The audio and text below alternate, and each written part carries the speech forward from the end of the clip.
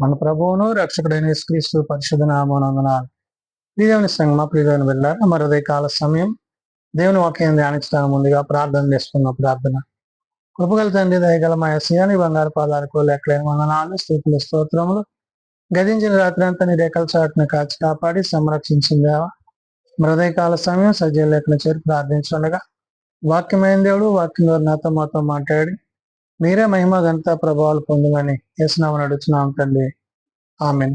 దేవుని సంగమ ప్రియమైన బిడ్డల నిర్గమక ఏర్పాటు దేవుని వాక్య భాగము యాకోబు రాసిన పత్రిక 2వ అధ్యాయము 14 నుంచి 19 వచనాలు ధ్యానం చేసుకున్నాము. యాకోబు రాసిన పత్రిక 2వ అధ్యాయము 14 నుంచి 19 వచనంలో ఈ విధంగా రాయబడినవి. సహోదరులారా, క్రియలు లేనప్పుడు ఎవడైనాను తనకు విశ్వాసం కలదని చెప్పిన ఎడల ఏమి ప్రయోజనము? అట్టి విశ్వాసం అతని రక్షింపగలదా?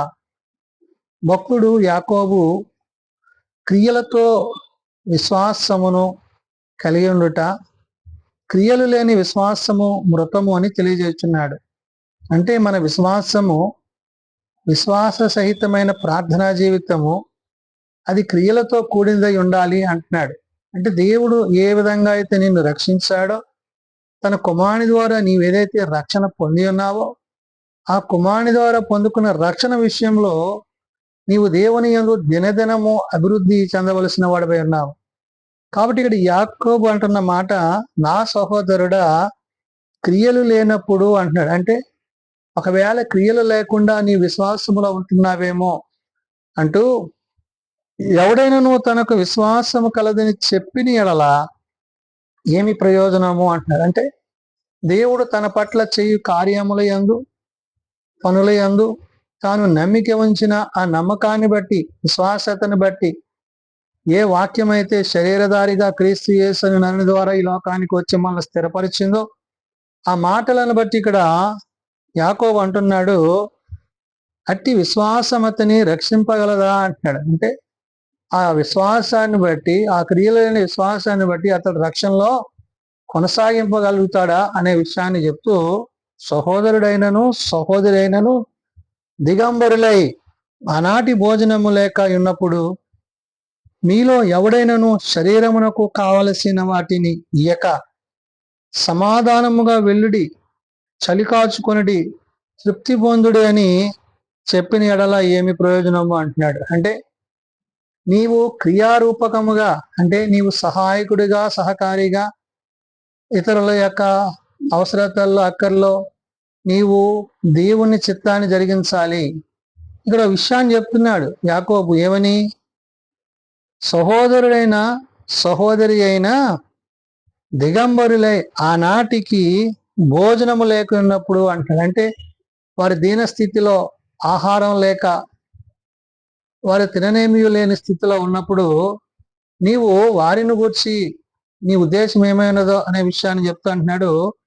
మీలో ఎవడైనాను శరీరముకు కావలసిన వాటిని ఇయ్యక, అంటే వారికి ఏది అవసరమో ఆనాటి భోజనం అవసరం, అంటే ఆహారం అవసరం, అతడు బలపడడానికి, అతడు ఆరోగ్యంగా ఉండడానికి, అతడు శక్తి కలిగి ఉండడానికి ఆహారం అవసరం అయింది. కాబట్టి ఇక్కడ యాకోబు ఏమంటున్నాడు, మీలో ఎవడైనాను శరీరమునకు కావలసిన వాటిని ఇయ్యక సమాధానముగా వెల్లుడి, చలి కాచుకొనుడి, తృప్తి పొందుడి అని చెప్పినడలో ఏమి ప్రయోజనము? అంటే వాడికి ఇవ్వాల్సిన ఆహారాన్ని నువ్వు పెట్టకుండా నువ్వు సమాధానంగా వెళ్ళు, చలి కాచుకో, తృప్తి పొందు అని చెప్పడము అది ఏ విధంగా సమంజసం అంటాడు. అంటే అది క్రియలు లేనిదేగా ఉన్నది.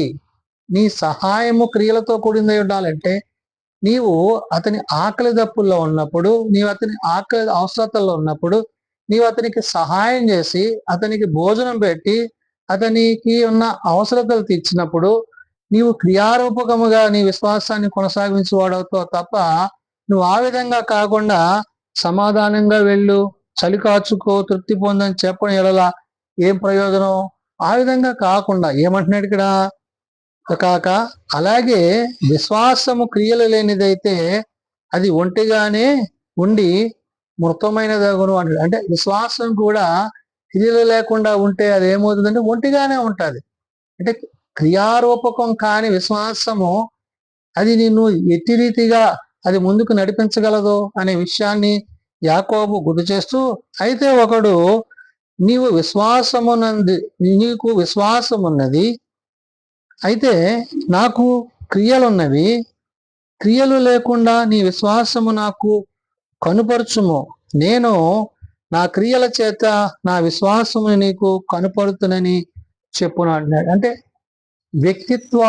వ్యక్తులకు వారు ఏదైతే దేవుని యందు, వాక్యమునందు, ప్రార్థన యందు, దేవుడు వారి పట్ల చేసిన కార్యాలయందు వారు ఏమై ఉన్నారు అనే విషయాన్ని ఇక్కడ యాకోబు గుర్తు చేశాడు.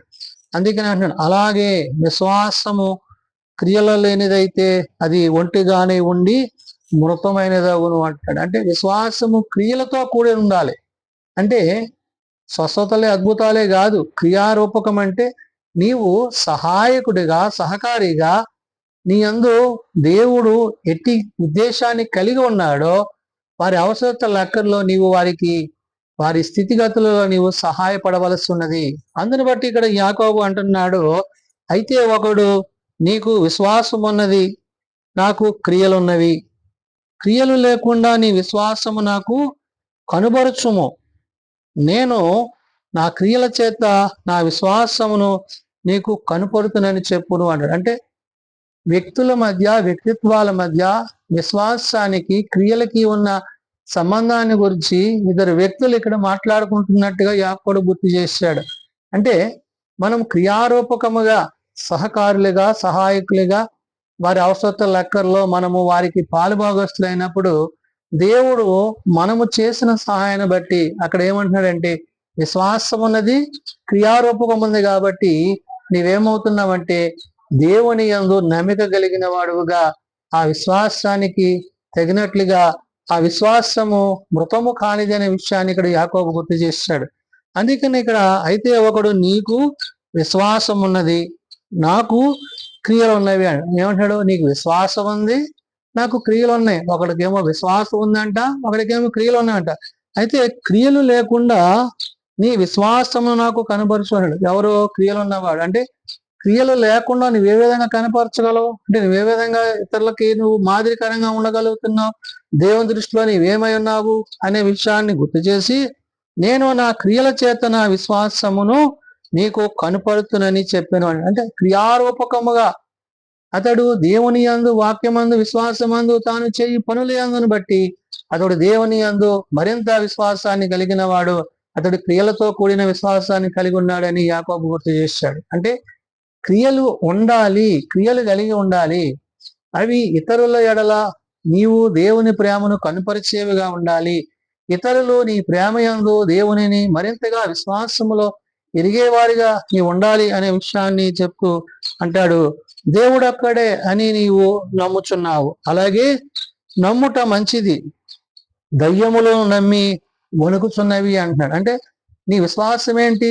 దేవుడు ఒక్కడే అంటున్నావు, మంచిదే, దయ్యాలు కూడా అలాగే చెప్తున్నాయి, కానీ నీ విశ్వాసం మంచిదే. కానీ నీ విశ్వాసాన్ని తప్పుపట్టట్లేదు. ఏంటి? నీ విశ్వాసము క్రియలతో కూడినదిగా ఉండాలి అంటున్నాడు. అంటే నీవు దేవుడు నీకు ఇచ్చిన దానిలో, దేవుడు నీకు ఇచ్చిన వాటిలో నీవు ఇతరులకు చేసే ప్రతి విధమైన కార్యాన్ని, ప్రతి విధమైన సందర్భాన్ని, ఆయా పరిస్థితులను బట్టి దేవుడు నిన్ను ఏ విధంగా అయితే ఆశీర్వదించి దీవించాడో ఆ దీవెనల చేత, ఆశీర్వాదాల చేత నీవు అనేకులకు ఆశీర్వాదకరంగా నీవు ఉండాలి. కాబట్టి అట్టి ఆశీర్వాదాన్ని, దీవెనను నువ్వు పొందుకోవాలంటే నీవేమై ఉండాలంటే నీ క్రియలు విశ్వాసముతో కూడినవిగాను, విశ్వాసమందు క్రియల యందు నీవు మృతము లేని వాడుగా. అందుకని ఇక్కడ క్రియలు లేని విశ్వాసము మృతము అని యాకోబు గుర్తు చేశాడు. కాబట్టి మన విశ్వాసము క్రియలతో కూడినది గాను, మన విశ్వాసము క్రియలతో అనుసంధానం కలిగినది గాను, మన విశ్వాసము క్రీస్తునందును, క్రీస్తు ప్రేమయందును అది మనలను సాక్షిభర్తలుగా చేసేదే ఉన్నది. కాబట్టి ఇహమందు జీవించు మనకు పరమందుండి దేవుని యొక్క సహాయము అది క్రియారూపముగాను, అది ఆత్మ సంబంధమైనది గాను నిన్ను నన్ను విశ్వాసంలో స్థిరపరిచేదైనది. కాబట్టి ఇక్కడ యాకోబు తాను తెలియజేసిన మాటలలో మనము క్రియలతో కూడిన విశ్వాసాన్ని కలిగి వారి సహాయం చేయవలసిన వారమైనాము. వారి అవసరతల లెక్కల్లో దేవుడు మనకిచ్చిన దానిలో మనం ఇతరుల పట్ల చూపించే ఆ కనికర కృపలే దేవుడు మనలను తన యొక్క రాజ్యానికి నడిపించునని ముందుగా ఆనాడు యాకోబు మరి ఎవరైతే ఇశ్రాయేలీయులు చెదిరిపోయిన 12 గోత్రాల వారికి చెప్పాడు, నేడు అదే మాటలను సార్వత్రిక సంఘానికి యాకోబు తెలియజేసిన మాటలు. ప్రార్థన చేసుకుందాం. మమ్మల్ని మిక్కిలిగా ప్రేమించిన మా తండ్రి, కృపగలిగిన దేవ, అవును నాయన, విశ్వాసమును కలిగి ఉండుట, ఆ విశ్వాసమునకు కర్తయు దాన్ని కొనసాగించు వాడవైన ప్రభువా, నిన్ను ఎరిగి ఉండుటయు అది క్రియలతో కూడినదై ఉండినట్లు మేము ఇతరుల పట్ల చూపు కార్యాలు, ఇతరుల పట్ల చేయు కార్యాలు, ఇతరుల పట్ల మా ప్రవర్తన విధానము నాయన నీవు సమస్తము చూస్తున్న దేవుడవు. కాబట్టి నాయన, విశ్వాసం ఉంటే సరిపోదు, అది క్రియలతో కూడినదై ఉండాలని నీ భక్తులైన యాకోబు తెలియజేసి ఉన్నాడు. కాబట్టి నాయన, క్రియారూపకముగా క్రియలతో దేవా నిన్ను మరింతగా విశ్వాసములో ముందుకు కొనసాగే స్థితి మా అందరికీ దయచేయండి. అవును నాయన, అవిశ్వాసముగా కాక నీ వాక్యమును బట్టి, నీ వాక్యపు ఉద్దేశాలను బట్టి నీవు మా పట్ల చూపిన నీ ప్రేమను ఎరిగిన వారమై నీ యందునో నీ మాటల యందునో జీవించుటకు సహాయము దయచేయండి. ఆర్థిక ఇబ్బందుల్లో, ఆయా అవసరతలు ఉన్న వారి పట్ల నీ కరుణ, నీ కృపను నీ విడలైన వారు కనుపరుచు వారిగా, వారి విశ్వాసమును బట్టి, క్రియలను బట్టి వారిని నీవు హెచ్చించువాడవై ఉన్నావు. కాబట్టి నాయన, అట్టి విశ్వాసముతో కూడిన క్రియలను కలిగిన వారముగా, వారి వారి అవసరతల్లో నీ సహాయము అనుగ్రహించే వారిగా, నీ బిడ్డలుగా మేమందరం ఉండటకు సహాయం దయచేయండి. చిన్న బిడ్డలు, యవనులు, పెద్దలు, వృద్ధులు ప్రతి వారిని వాని తరగతుల చొప్పున ఆశీర్వదించి దీవించండి. ఏ ఒక్కరు నశించక అంతటందరూ మారు మనసు పాప క్షమాపణ కలిగి నేను చిరాత్సంలో చెరగలిగిన కృప దయచేయమని, జీవం కలిగిన నీ మాటల చేత జీవింపజేసి నేడిదిన పరిచర్యలో, సేవలో నీ సన్నిధి మా పైన ఉంచమని యేసునామమున ప్రార్థించి వేడుకొనుచున్నాము తండ్రి. ఆమేన్. పరలోకమందున్న మా తండ్రి, నీ నామం పరిశుద్ధపరచబడగాక, నీ రాజ్యం వచ్చుగాక, నీ చిత్తం పరలోకమందు నెరవేర్చినట్లు భూమి మీద నెరవేరుగాక. మానదినాడు మాకు దయచేయం. పడల ప్రార్థన చేసిన వారిని మేము క్షమించిన ప్రకారం మా ప్రార్థనలను క్షమించు. శోధనలో ఏకాదశులను తప్పించు. రాజ్యము, శక్తి, మహిమ నిరంతరము నీవే అయిన తండ్రి. ఆమేన్. మన పరమ తండ్రి అయిన దేవుని ప్రేమ, ప్రభువైన యేసుక్రీస్తు కృప, ఆదరణకర్త అయిన పరిశుద్ధాత్మ సహాయము సదా తోడయండి సంరక్షించునుగాక. ఆమేన్.